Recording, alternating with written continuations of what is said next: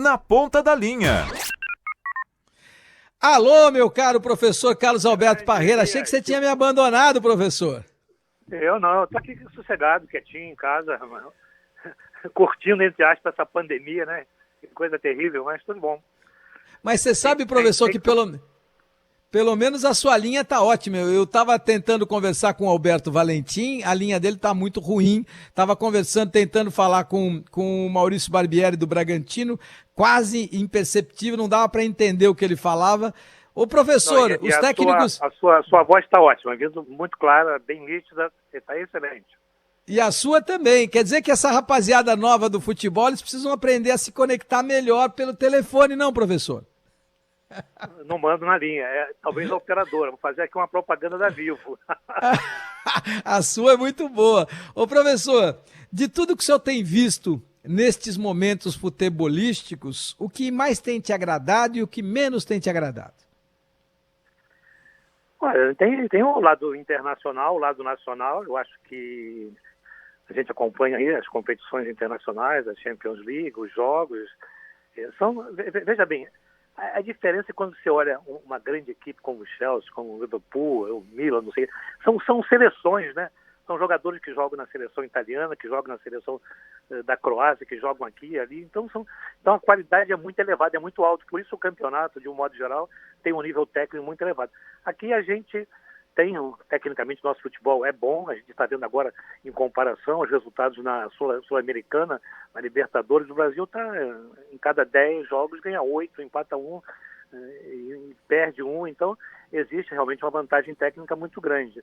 Mas as grandes estrelas, elas não ficam muito tempo, você sabe disso. Começa a aparecer, já vem alguém lá de fora, já leva, e a gente vive num processo pleno, total e a todo tempo de renovação. Professor, eu tenho dito aqui que o futebol é uma conquista de território, é verdade, e essa conquista, até por conta do ser humano ser tribal, ser beligerante, essa conquista de território está cada dia mais complicada, porque a formação física, e o senhor é um especialista nessa área, o preparo físico dos jogadores evoluiu tanto... Vamos lá, me ajuda aí. O que é que você chama de conquista de território? Eu digo que conquistar o território você tem que chegar no gol adversário, né? Você tem que sair daqui de trás e conquistar o território do adversário, né? Você lançou isso assim no ar assim de repente? Eu lancei porque eu acho que é interessante você conquistar, chegar até o outro lado, né? Chegar até o outro lado. E aí, e para isso acontecer, quanto mais preparo físico, melhor, e esse preparo físico tem evoluído muito, e o futebol está cada vez mais físico e menos talentoso. Só os geniais conseguem espaço por conta desse preparo físico. Está mais chato por conta disso, professor? Olha, como eu sou longevo dessa história de futebol, desde os anos 70 eu acompanho futebol internacional, as seleções, os grandes jogadores. Então, é diferente, é difícil comparar épocas e momentos, né? Então, naquela ocasião, há 50 anos atrás, era diferente do que é hoje. Ele era muito mais técnico, de muito mais habilidade, o ritmo era a velocidade era outra. Hoje ele é muito mais intenso, é muito mais rápido, é muito mais veloz. A compactação ela se faz já com muita velocidade, tanto defendendo quanto atacando. A equipe joga como um todo. E as individualidades vão sempre prevalecer, não tenha dúvida. Quando você tem uma equipe bem formada, a individualidade aparece e faz a diferença. Então, isso ainda é bom para a gente, né? Que sempre temos alguns jogadores que fazem a diferença. Ô professor, eu tenho criticado em alguns momentos aqui o treinador do Palmeiras, o Abel Ferreira, porque também elogio. Por acaso tenho elogiado bastante a participação do Palmeiras na Copa Libertadores. Mas critiquei quando foi mal no Mundial, critiquei quando perdeu para o Defensa e Justiça, não quando perdeu para o Flamengo, que é natural o Palmeiras poder perder para o Flamengo, mas acho mais complicado quando você perde para uma equipe de orçamento muito menor, no caso o Defensa e Justiça. E aí, parece que eu tô querendo derrubar o Abel. Existe hoje em dia uma dificuldade de respeitar a opinião contrária. Até onde isso vai, professor? Olha, eu acho que o fundamental para o treinador, eu fui técnico de seleção durante um período grande, né? E você sabe que o técnico da seleção, seja lá quem for, e independente de resultados ou não passa impune, né? Você não agrada a 1.000 jornalistas, a 500 jornalistas do Brasil e fora do mundo, então não tem jeito. Você tem que ter confiança na sua filosofia, no que você está fazendo e ficar quase que numa redoma para que essas considerar Opa! no meio dessa avalanche de críticas, às vezes sai alguma coisa produtiva, uma orientação, alguma coisa que você, opa, isso aqui faz algum sentido. Mas, de um modo geral, você tem que ter muita confiança em si, no seu trabalho, na sua filosofia e criar uma redoma. E confiar naquilo que você está fazendo. Eu dou como exemplo sempre a Copa de 94. A gente foi muito criticado, havia realmente a gente até não entendia, eu e a comissão técnica, os jogadores, o porquê daquelas críticas tão pesadas, avassaladoras. E falei, meu Deus do céu, o que está acontecendo? Agora, era importante o seguinte, nós estamos fazendo um trabalho, nós temos uma filosofia, nós temos uma maneira de jogar, de atuar, de tratar, e vamos continuar, não vamos mudar nada em função da crítica. E foi o que aconteceu. Eu acho que você tem que criar uma redoma, analisar o que for útil, o que for possível, mudar de acordo com as necessidades, não em função da crítica. Senão você não vai a lugar nenhum. Professor, o Fernando Diniz agora está no Santos. Assumiu até com vitória diante do Boca Juniors ontem, vitória importante para o Santos para tentar respirar aí a sua possibilidade de permanecer na competição. E aí eu tenho dito o seguinte, o trabalho dele no São Paulo foi ruim, tanto é verdade que chega o Hernan Crespo com o mesmo grupo e faz um trabalho muito melhor, com resultados muito melhores. Então essa comparação, ela é inequívoca e ela pode ser um pouco dura, mas é verdadeira. Agora, é fato também que se espera que um profissional avance para um novo trabalho em algum momento modificado. Ou é pedir demais que o Fernando Diniz se modifique para melhorar em busca do resultado, professor?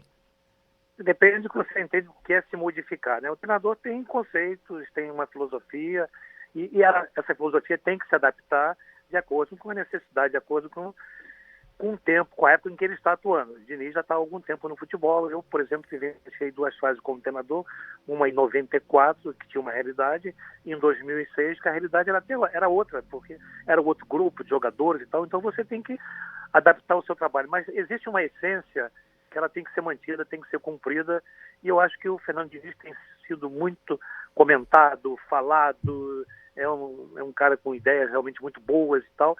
Agora, é importante para ele, eu torço para que isso aconteça, que ele ganhe um título, 2 títulos, para reafirmar a condição do trabalho dele. Sempre fica aquela dúvida por parte da imprensa, fez um bom trabalho, começou bem, mas não ganhou título. Não ganhou título. E não adianta, ninguém vai fugir disso no mundo todo. Não é no Brasil, não, é no mundo todo. É na Espanha, na Itália, na Inglaterra, na Alemanha. O treinador vive em função do trabalho, da filosofia e, sobretudo, de resultados. Então, eu torço para que o Diniz seja feliz, que ele ganhe 2 títulos importantes, estadual com o Santos, com o time que ele dirigir, e um nacional, de nível internacional, para que realmente ele passe a olhá-lo de modo diferente. O professor, não é interessante quando a gente compara trabalhos e parece que a gente está castigando o pior trabalho, mas na verdade é a vida. O senhor sabe muito bem, eu também, que ninguém vai escapar do resultado. Saindo um pouco da realidade brasileira, a gente vai para o Chelsea e vê.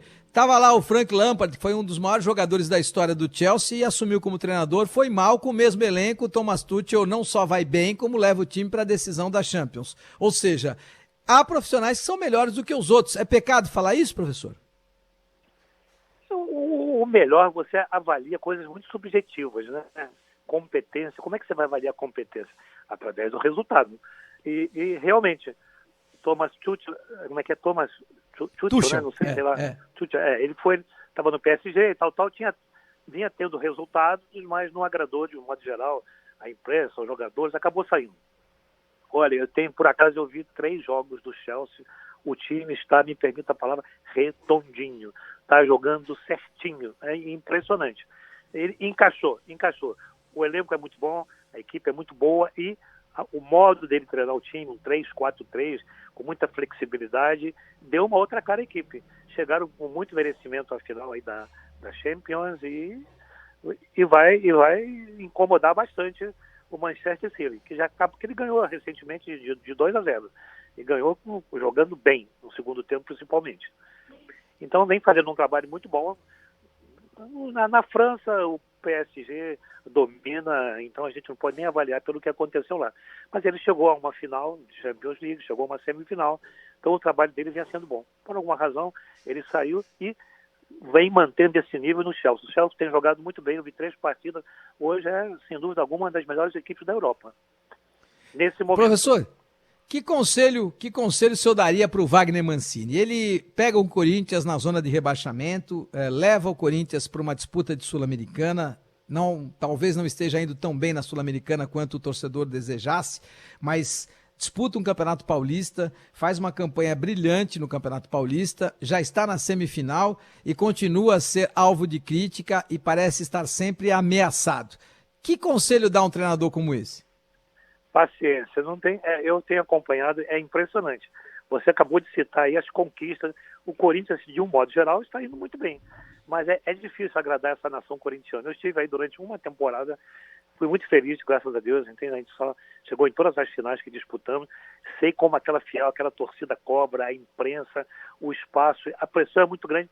Tem que ter paciência, acreditar no seu trabalho e eu acho que a diretoria, os jogadores estão apoiando, porque não adianta ficar mudando de treinador a cada 3, 4 resultados ruins a cada temporada, você acaba não construindo nada.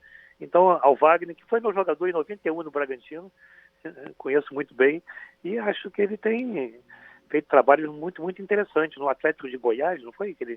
O time vinha muito bem, foi campeão muito bem, goiano, Atlético Goianiense foi muito bem. Foi muito bem. Goianiense não, foi muito bem, tanto é que o Corinthians foi buscá-lo. Então, eu acho que qualidades ele tem é ter paciência. Dirigir um time grande como o Corinthians não é brincadeira. A pressão é permanente, é diária e não tem jeito. É a cada jogo, é a cada competição, é muita paciência e enfrentar tudo que vem pela frente. Não tem conselho. Ele é um cara vivido no futebol, passou por todas as experiências, já dirigiu muitos clubes, então ele sabe que o Corinthians é diferente. É um patamar acima em cobrança. Professor, para terminar, eu disse ao Tite que é muito interessante, é ótimo ser campeão da Copa América, é bom ser campeão da Copa das Confederações, é ótimo terminar as eliminatórias na primeira colocação, mas não adianta nada.